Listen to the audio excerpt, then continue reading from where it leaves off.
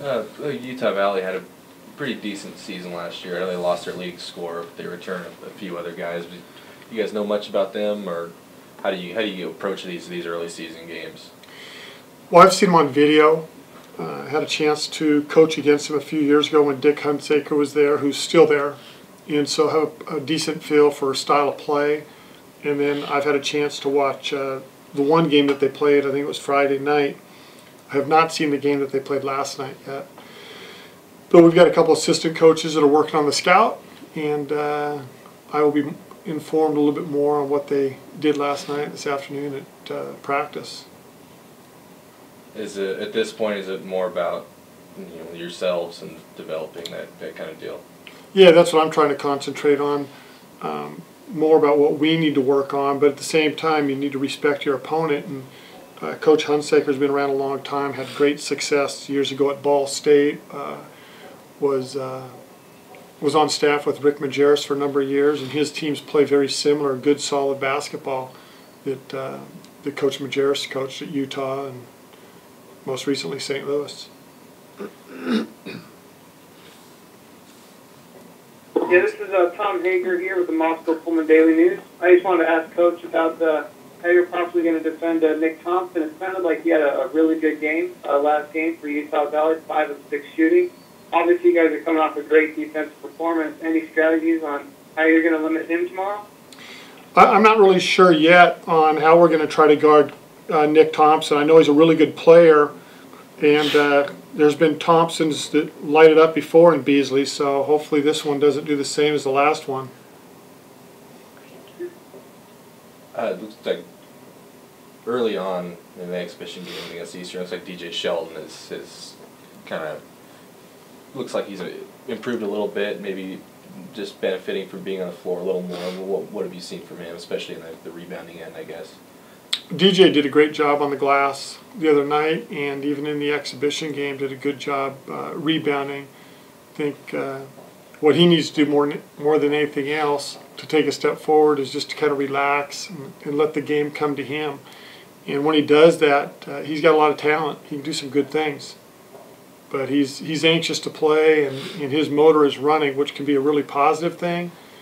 But we'd like him to just slow down a little bit. Where does he fit in your offense, do you think?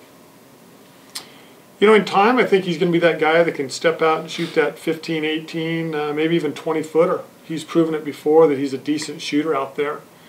But right now, his role is more to get other people open, and then do a great job on the glass and rebound the ball.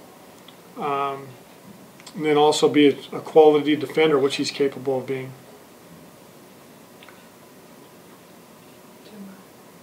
Coach, with the 24-hour hoop marathon that started last night, I just want to get your thoughts on, how many games have you watched so far? Are you planning on watching more as the day goes on?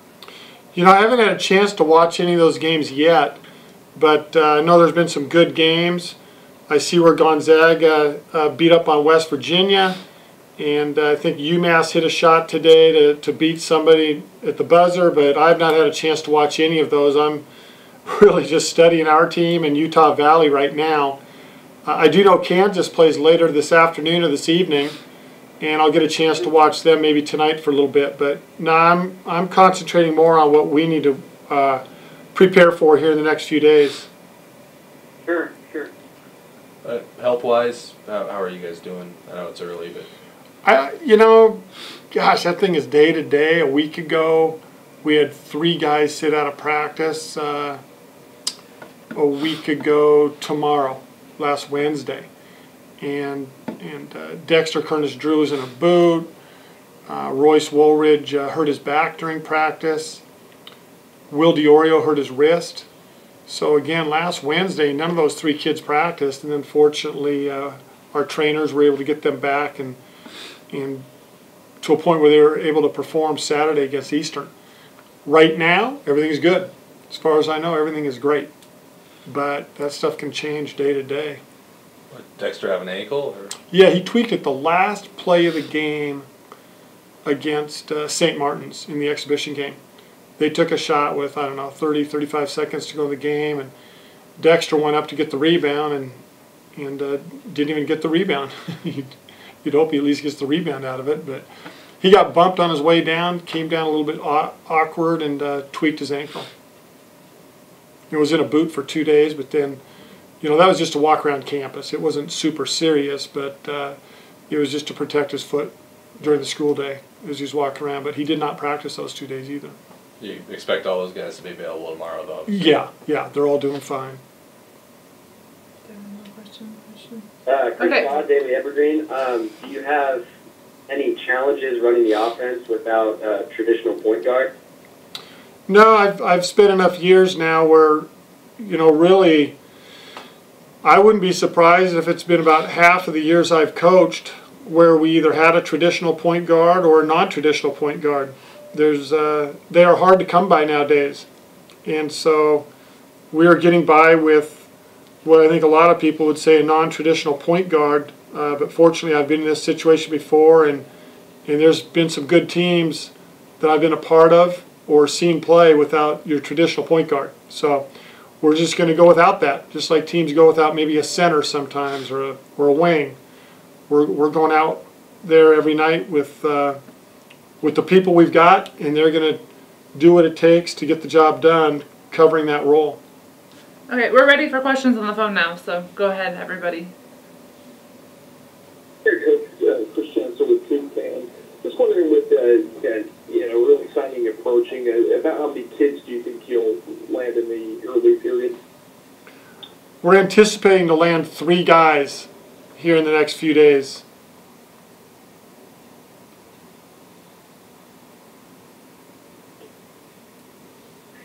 Coach, I wanted to follow up a little bit on that question about point guards.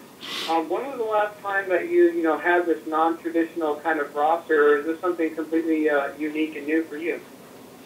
Yeah, I would say at Portland State there was a couple years where I didn't really feel we had a traditional point guard, and yet we were able to compete quite well during that time. And then going back to my days at Seattle Pacific, there were a few years there where we didn't have maybe what most people would consider a traditional point guard.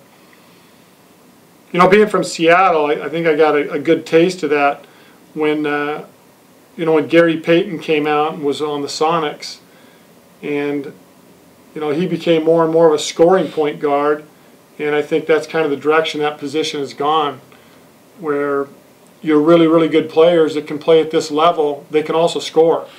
And so I think coaches are allowing them to create and do things in a scoring manner, which then all of a sudden they get labeled as non-traditional point guards.